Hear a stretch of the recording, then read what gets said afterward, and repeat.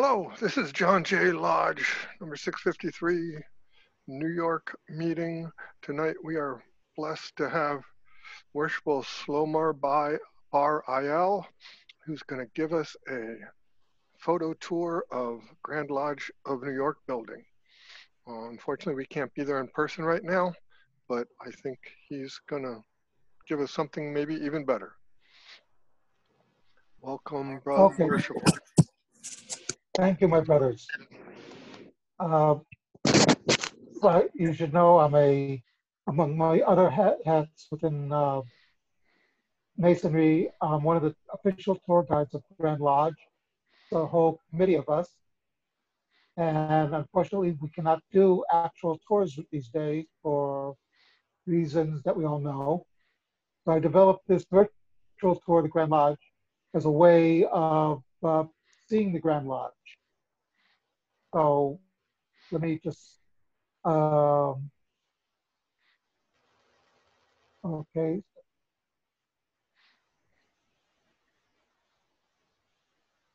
Okay. Hold on.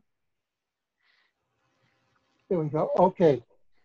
So this is the Grand Lodge of Fiat Masons in the state of New York, which, as you know, is on 23rd Street and 24th Street, close to 6th Avenue. Grand Lodge of the state of New York was chartered in 1781 from the Grand Lodge of England. This building, the building that we now call Grand Lodge, was built in 1909 or 1910. It comprises two sections. One side is rented out to businesses. The other side is given over to masonry. This is the entrance going in through 23rd Street. You come this nice corridor, up the stairs, and of course, Let There Be Light, which I like because the name of my lodge, the one I'm master of right now, is gently Husted-Fiat Lux, and Fiat Lux is Latin for Let There Be Light. Now, as you enter the Grand Lodge, one of the most interesting things is to see this mural. As you see on the right side, a picture of ancient Egypt building the pyramids. And on the left side, you see the founding fathers building the United States through masonry. So the right side is operative masons building the pyramids, and the left side is symbolic masons building the nation.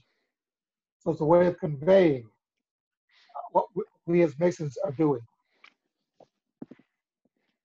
Here's a mural of the past Grand Masters of New York from 1781 to the present. We don't talk about the first Grand Master of New York because he had to leave the country in 1783. He was a Tory. He supported the British during the American Revolution. So he had to leave the country. Masonry being what it is, it was not that he was kicked out. They had a big party. He left on good terms with the brethren. And in 1783, that's when Robert R. Livingston became Grand Master of the state of New York. Now, if you ever go to Grand Lodge, on the 17th floor, we have pictures of an honor roll of American Masons. These are all men famous in the arts, in business, military, politics, every walk of life, who've done something to contribute to society and to masonry. Here you can see Red Skelton, Dave Thomas, who created Wendy's. You also have Vice President Hubert Humphrey, President Gerald Ford, Buzz Aldrin. So in other words, Masons are in every walk of life, and they've contributed greatly to society and to Masonry. And here you see just some of the pictures, more of the pictures of the honor roll of Masons. These are all men who've received Distinguished Service Award. And the offices of the Grand Lodge Grand Lodge is on the 17th floor of the building. Now, as you know, where you are, where John Jay is, you have your own lodge building. In Manhattan, we have the problem, as all of you know, land is very expensive. All the lodges in Manhattan meet in the Grand Lodge of New York. There are about 80 lodges that share the building. How many On the was that? about 80. On the 14th floor, we have the library and a mural showing the 3 degrees in masonry, the entered apprentice, fellow craft, and of course, master mason. I don't have to tell you the Shriners. They started here in Manhattan. Mecca Shrine is number 1. It was started in 1870. A group of brethren would meet at the Knickerbocker Hotel for lunch. And they all agreed that they liked masonry, they liked the brothers. What they couldn't stand was the meetings. They were boring. I'm sure you've never heard such a complaint. But they would meet. They decided to have an independent body which would be fun. And that's how they created the ancient Arabic order of the mystics of the nobles of the mystic shrine, which the Mecca Temple is number 1. They're now all across the United States, Canada, Mexico. You have shrine temples in the Philippines and in Latin America, and even a few in Europe as well. And as you know, the part of the Shriners is being Masons. They have to have a charity. Their charity, of course, is the children's hospitals that, as you know, are free to the children who need them. The Shriners cover all the costs. By the way, they refuse to take money from the government because when you get money from the government, you also get a bureaucrat. The person dictating the care for the child should be the doctor, not a bureaucrat in some office. And 2 of the most famous Shriners are Laurel and Hardy. They made a movie in 1933 called Sons of the Desert, which was a satire on the shrine. And it's well worth watching. Even today, by the way, it's still funny. It's Laurel and Hardy.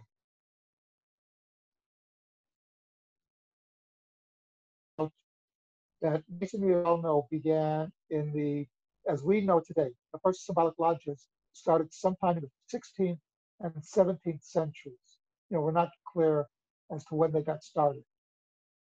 And of course, 1717 was the formation of the Grand Lodge of England, the Premier Lodge. The men who were joining lodges were the movers and shakers of society. So Isaac Newton, some say King James I of England was a Mason. But these were all men who were very much involved with society and had influence. And a lot of Masonic terms, as you know, entered the English language through their influence.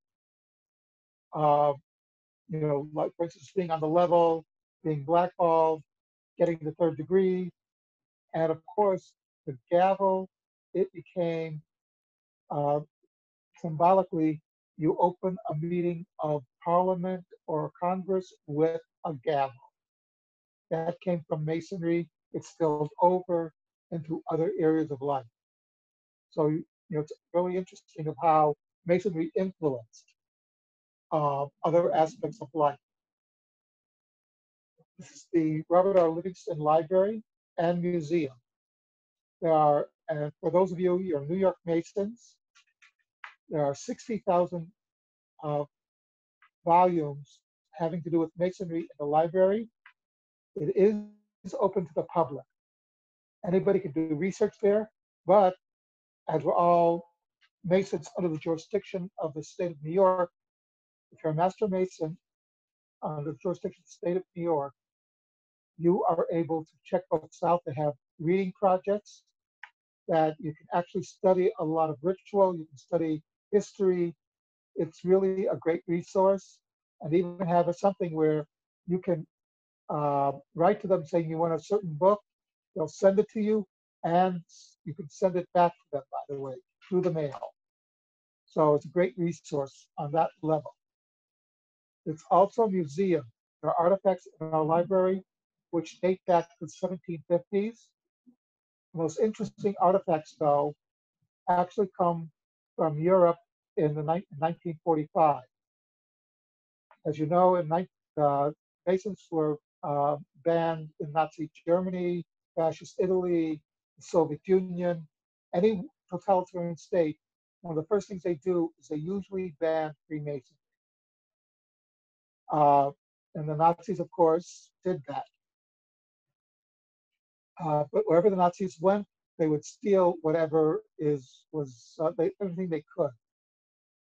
So in 1945, 3 American soldiers were chosen by chance at random to go into some offices in Berlin and record what the Nazis had stolen from other parts of Europe.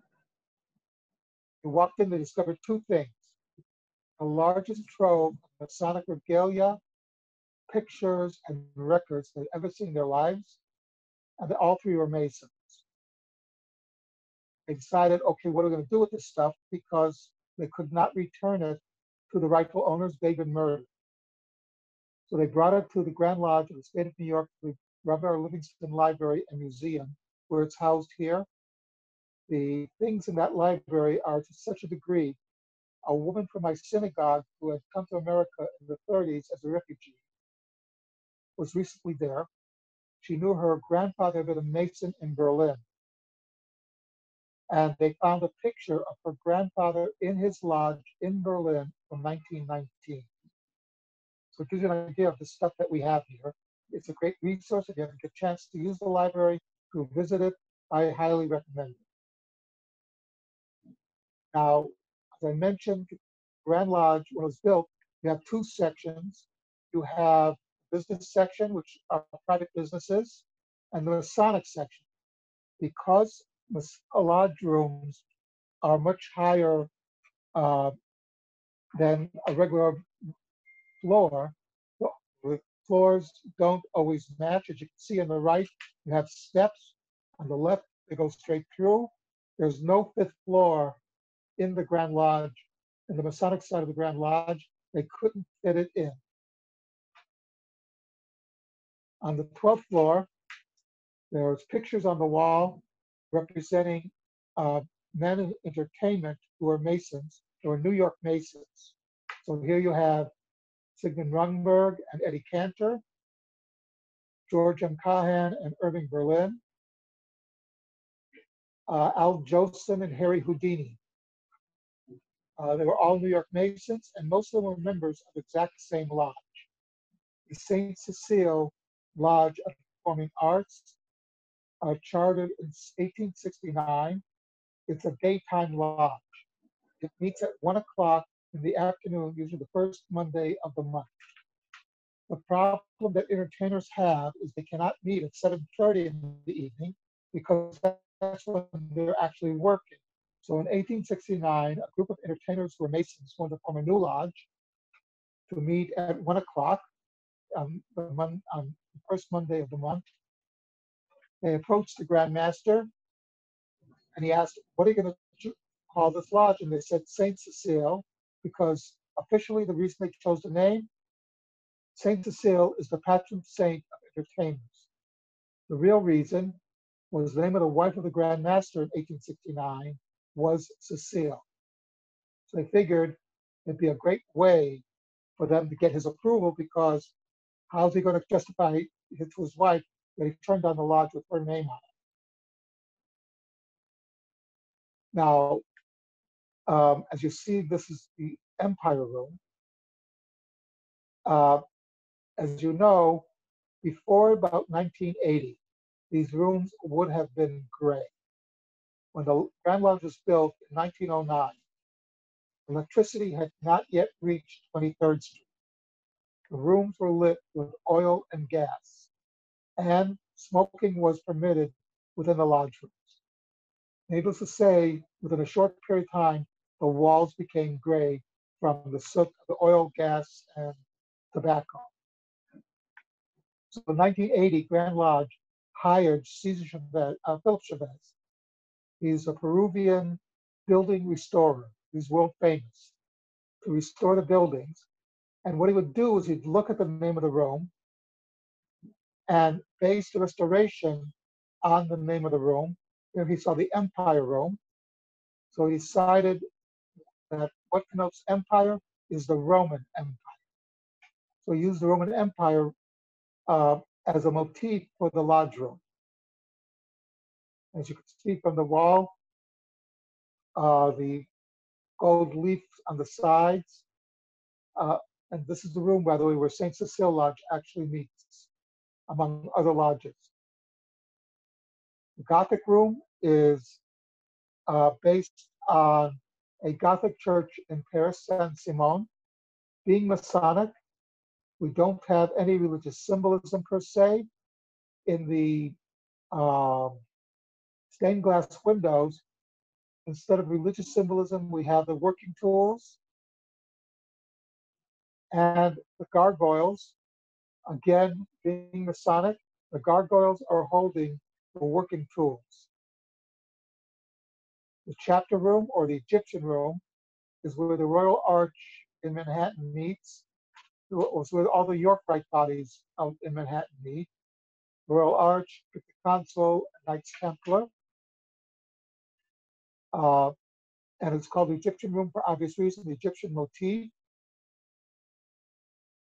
And here you see, now, a number of years ago, a friend of mine was giving a tour, and he said that the symbols on the wall were the degrees in hieroglyphics until a Egyptologist came on the tour and actually said no. The symbols of hieroglyphics there are Cleopatra, Ramses, Amenhotep, etc. So sort of blew our cover. And in the Royal Arch, you have four veils representing by these four curtains, which, unless you're Royal Arch, I really can't discuss. But it's all symbolic of the Royal Arch. On the 10th floor, we have the pictures are of businessmen. Watson was the founder of IBM. Louis B. Mayer was, of course, one of the founders of MGM. He was entertainment, but he was on the business end. David Sarnoff, who created NBC. John Jacob Astor, who was the biggest fur dealer in the United States in his day. So it actually was one of the richest men in America at one point. Masonry has always attracted prominent people in revolutions, believe it or not. Lafayette came to the United States. He became a Mason in the United States. His proposer's name was George Washington. And Giuseppe Mazzini, in Italy until 1870 was not a united country. There was a whole bunch of little kingdoms, much like the Germans were at the time. Mazzini, Garibaldi, and Cavour were the three men who united Italy into a unified country. They completed it in 1870, and Mazzini and Garibaldi were both Masons. In New York, we have a Garibaldi Lodge and a Mazzini Lodge who do their work in Italian. They have special dispensation from the Grand Lodge to their work in Italian. So we have two lodges do their work in Italian, 3 in French, about 5 in Spanish, and 6 in Tagalog, which is the language of the Philippines. And the Garibaldi Lodge, by the way, they do not follow the York ritual as we do. They follow the Scottish ritual. So it's a unique, it's worth it to go and see how they do their meetings, or to see how they do degrees, because it's slightly different than what we're used to. They have a special dispensation for that as well. This is the French Doric Room as it is today. You can see that pictures on the wall are the French countryside, and the reason for Doric is the columns are Doric columns. One of my favorite rooms is the Colonial Room, made to look like a room from colonial America. The chairs look very nice, but trust me, after 2 hours of sitting in those chairs, you can't wait for the meeting to be over. They look nice, but they're not comfortable. And it's an important room to me as a Mason because I received all three of my degrees at this altar, at the altar of the Colonial Room. And when I became Master of the Lodge, we couldn't have a meeting in our regular room, which is the Renaissance Room, which I'll explain why later. We had to be installed in another room in the Grand Lodge. They assigned me the Colonial Room to be installed as Master of the Lodge. And while I was going through the process of being installed, I realized that the four most important points of my Masonic life, the 3 degrees and installation of the master, all happen in the Colonial Room. So it has a special significance to me. On the 8th floor, we have the pictures are of Masons who were important in military and politics here in the state of New York. We have Generals Joe Stilwell, Omar Bradley, 2 governors, General Whitmore and Governor Lehman, excuse me, and Governors DeWitt, Clinton, and Thomas E. Dewey. Thomas E. Dewey, by the way, ran for president in 1944 and 1948, 44 against Roosevelt and 48 against Truman. As you know, Roosevelt and Truman were also Masons. So no matter who won the election those years, there was going to be a Mason in the White House. Mayor LaGuardia, also a Mason, and really helped out Masonry during the Depression when we needed a lot of help because of economics at the time. The entrance to the Doric Room is a memorial to the brothers who died in World War I and World War II. As you know, we are very patriotic. And here you see the Doric Room. Again, the columns represent Doric columns. And President Theodore Roosevelt and President Franklin Delano Roosevelt were both Masons. And they actually went to meetings, by the way, while president. And as a little side note, when George Washington was the general of the Revolutionary War, he also found time to make it to meetings. So, sort of a lesson to us: if they can find time, we can find time.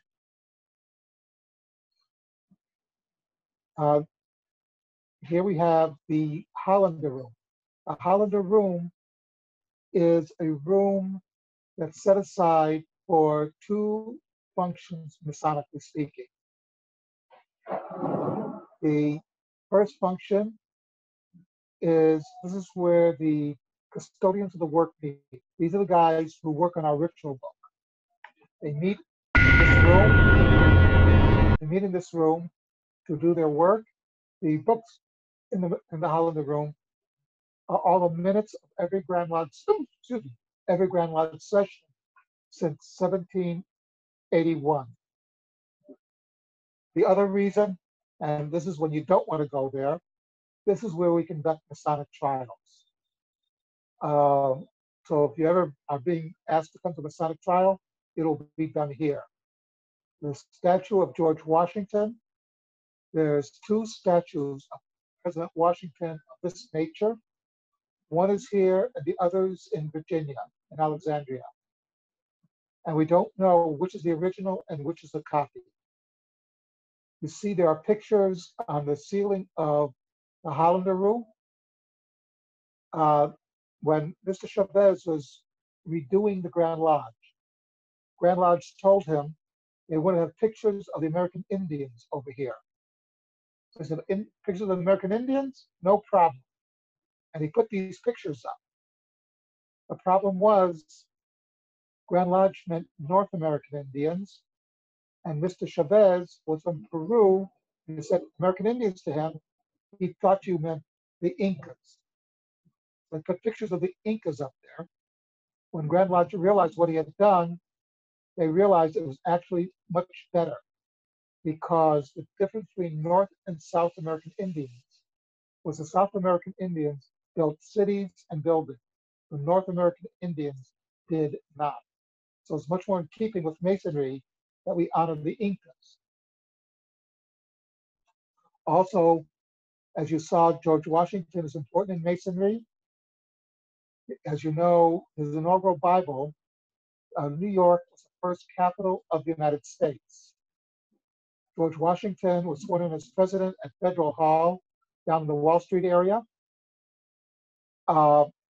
He wanted to be sworn in on a Bible, but to avoid any taint of religious, any taint of state religion in the United States, he decided to use the Bible of St. John's Lodge number 1.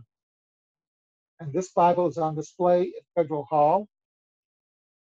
Every Grand Master of the state of New York has been sworn in on that Bible. The reason you see them with the gloves is not just because of Masonry. You're not allowed to touch the Bible because it's very old. We're afraid that the oils from your finger will have a bad effect on the Bible itself. And there have been presidents sworn in on this Bible. If a president today wants to be sworn in on Washington's inaugural Bible, it is taken from Federal Hall in an armored car. Only Masons will be in that car. And there will be 3 Masons with it at all times. And then it's brought back to New York the same way. The last president to be sworn in on the George Washington inaugural Bible was President George H.W. Bush in 1989, the 200th anniversary of the swearing in of George Washington. Now here's the Renaissance room. This to me is the most beautiful room in the Grand Lodge. As you can see, my lodge meets there. It's also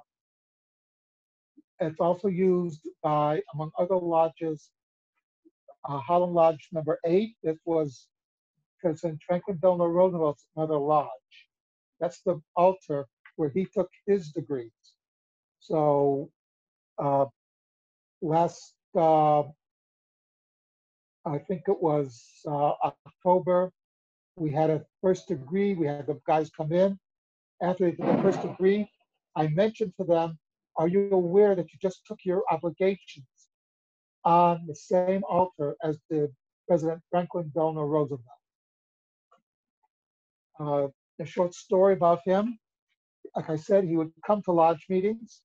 Early in his presidency, he was coming to a lodge meeting and he was getting ready when the Secret Service got into a big fight with the Tyler. Secret Service agents wanted to come into the lodge room. The Tyler said, if you're not Masons, you're not coming in. They said, but we're with the president. Wherever the president goes, we go. Tyler said, that might be out everywhere else, but not in the lodge. And they actually began yelling at each other. President Roosevelt came in and asked what was going on. It was explained to him. He said, boys, I'll be safer in there with them than I will be out here with you. So they didn't make it into the lodge room. There you see the Tyler's chair and the original lighting system of the Grand Lodge. The Ionic room. There's supposed to be Ionic columns in this room. And here I am. The Harlem Lodge and the Kane Lodge are the 2 lodges that have their own collation rooms. So it's very unique. You can go to a meeting, you can go to their collation room.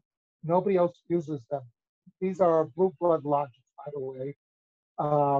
Their dues are much more than my pocket can afford. The Grand Lodge room I'm sure some of you have been there. It is where all Grand Lodge sessions take place. I mentioned something about my lodge which is unique. Uh, as you know, the problem we have this year is Grand Lodge did not meet this year due to Corona. And as we know, here in New York, you cannot have elections or installations until after Grand Lodge meets. Uh, in my lodge, Husted-Fiat Lux, we have a special event on the first Monday of June every year. It is called Idaho Night, Idaho Brotherhood Night. What happened was in 1937, my lodge was about, at that time, between 90 to 95% Jewish. The Grand Master of Idaho actually paid a visit to my lodge. He had been invited and accepted. Uh, Now, as you know, well, New York, we have quite a number of Jews in the state. In Idaho, not so much. He probably saw more Jews in one place that night than he had seen in his entire life. And it was 1937, so the Jewish brothers at collation, were discussing the situation in Germany vis-a-vis the Jews. Uh, he listened, said some nice things, and they figured that'd be the end of it. Bear in mind that in 1937, there was a lot of anti-Semitism in the United States. Jews kept a very low profile in a lot of areas. Henry Ford was giving out anti-Semitic tracts in the Ford showroom.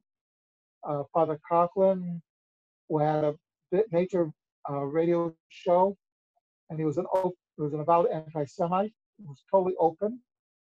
Much different country than what we have today. So when the Grand Master of Idaho went back to Idaho, and a couple months later, he was the first Grand Master in the United States to denounce Nazi Germany for its treatment of Jews, which he took a lot of heat for those days. But he said, no, this is not politics, this is morality. We can't stand up for people being oppressed, then what can we do? Why are we Masons?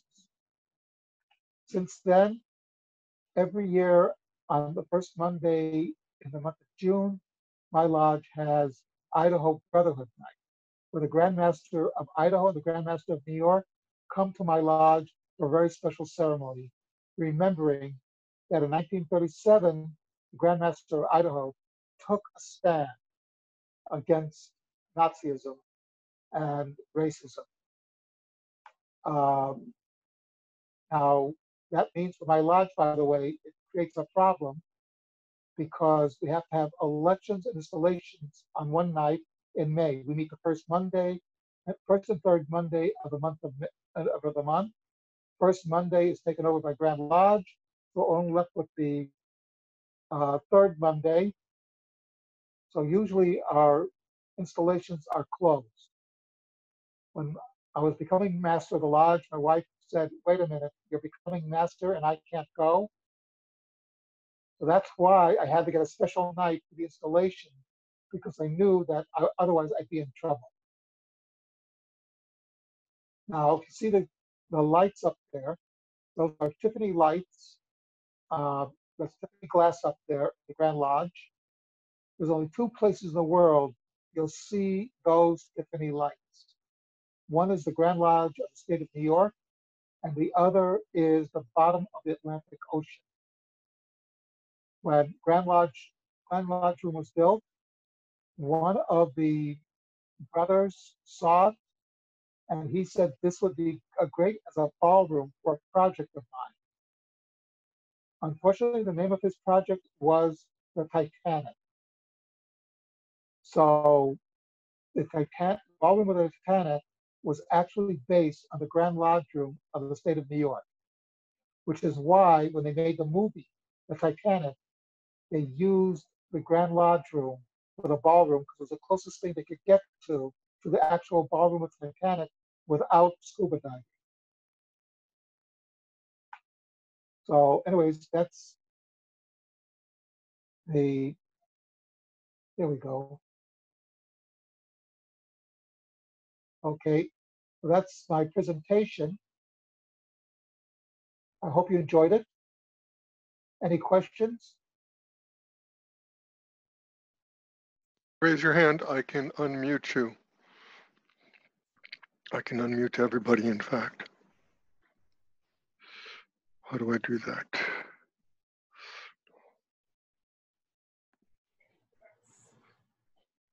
Unmute all. There you go. Yeah, that was great, Shlomo. I had a few questions, but I'm trying to remember them now because I didn't write them down. How many of the lodge rooms have organs? All of them. All What's- lodge rooms have organs. The organs, by the way, you saw the pipes, Yep. but they're no longer pipe organs because when Mr. Chavez redid the building, he painted symbols on the pipes. And musicians will tell you that destroys the sound coming from the pipes, which means they're no longer usable in that fashion. So they're now electric organs. Oh, but we kept the pipes because they're just beautiful. Yeah, we did that in our lodge room too. It's very expensive to repair the pipe organs. And still very Right. expensive for the electric organs. How many But rooms? we need, Oh. Go How on. many people? How many people can the largest room accommodate? I think I've seen it's officially 250. Wait, 250 is the largest room? Well, except for Grand Lodge room. Grand Lodge, I don't know how many of you been to Grand Lodge session. No, because But we the- went to the to the Italian, first degree, That's the Garibaldi. the Garibaldi. I think Garibaldi. there were many more than 250 there. Because that's done in the Grand Lodge room to accommodate everybody coming. How many? It's done in the Grand Lodge room because you notice there's all over who come for that particular degree. Because Garibaldi that's their specialty. And you notice, by the way, that they didn't do things the way we do it because they follow the Scottish ritual. Unlike us, that we follow the York ritual.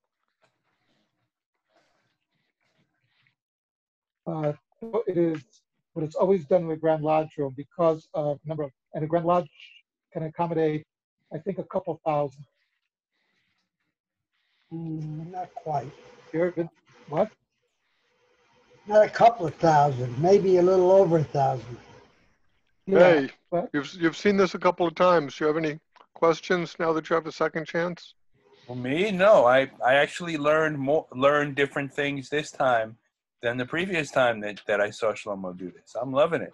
So what And did I have been to Grand Lodge more than once. what did you learn the first time that you didn't learn this time? I don't remember, but Okay, fair enough. But I did learn something. Anthony's in both. turn. Anthony. I have a question for Shlomo. right.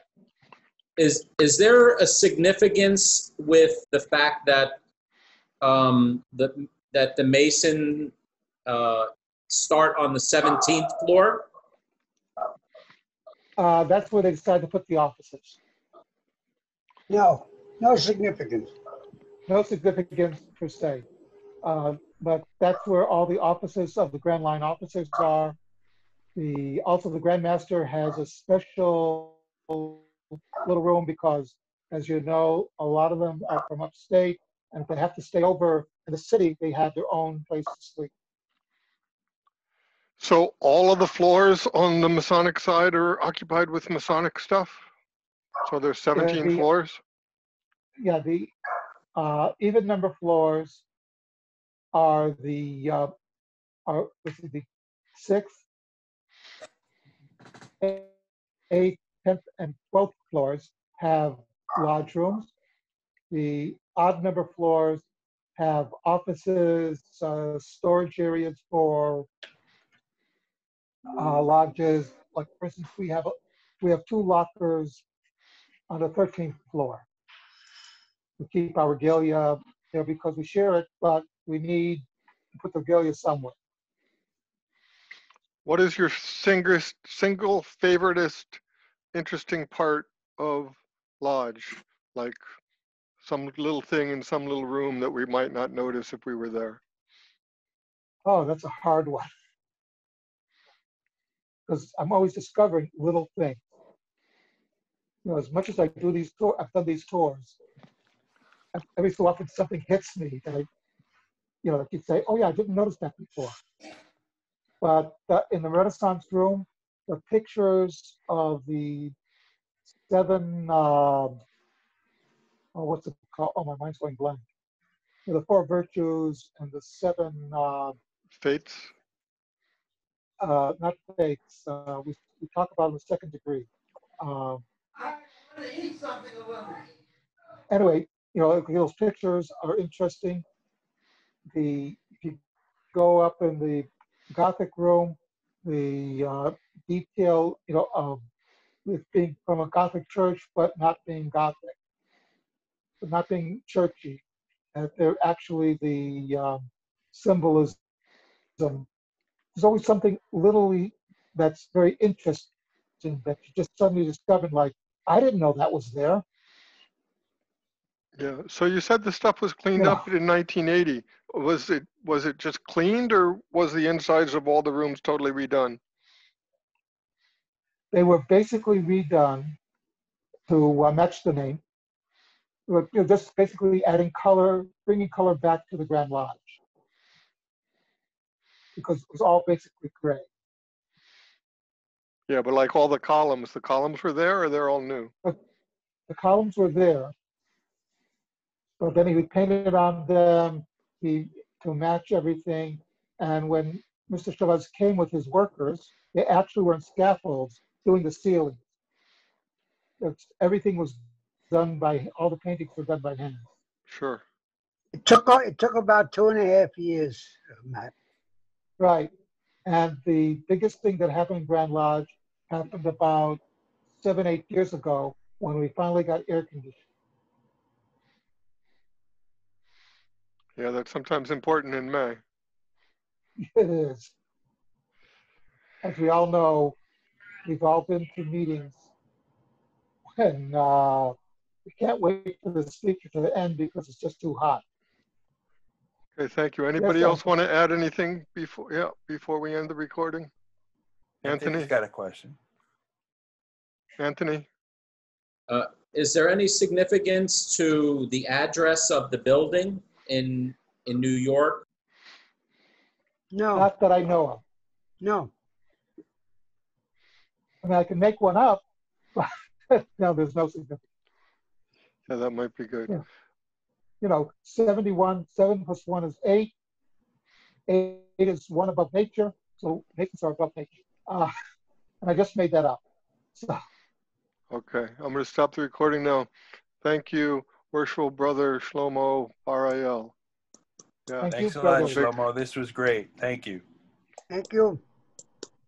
Well, thank you for inviting me.